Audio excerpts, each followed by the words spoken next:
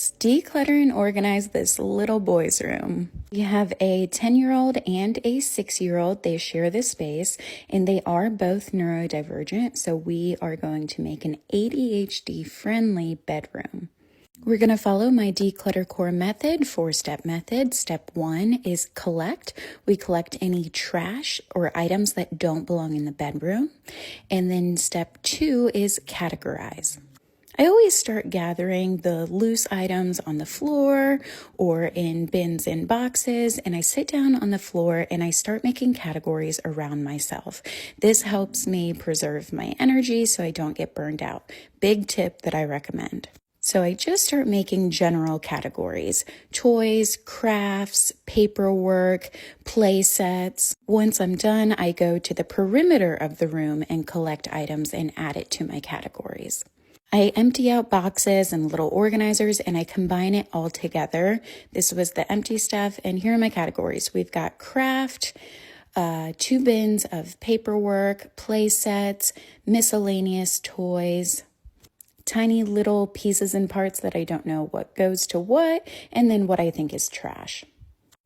Over here we have the Legos, and then a collection of the older boys' stuff that I didn't want to mix in with the 6-year-old. I brought in each boy separately, coached them through the decluttering. We applied my 3-second rule, and they did an amazing job. They purged a good amount, they felt comfortable, and this is what we're left with. Now I'm on to the clothing. So I'm going to collect each boy's, create some piles on the bed, and break it down: tops, bottoms, undergarments, pajamas. Mom helped on this one, so she came in, did the decluttering, but the boys were there just to give the yays and nays. So now we need to update the storage. This dresser was just not working for all of their clothing. So we brought in a cube unit, and each boy is going to have 2 rows. Being ADHD friendly, we're doing clear bins with labels and a no fold method. So it's really easy for them to maintain. Once I have the clothes under control, I'm going to go back to the toys, again using clear bins and labels, keeping our categories together and putting together the play center. I go back to do all of my labeling, so many labels, and then I quickly make the beds because the before and after is super important to me. So if you don't remember, this was the before, kind of hectic, no systems in place, and here is our after.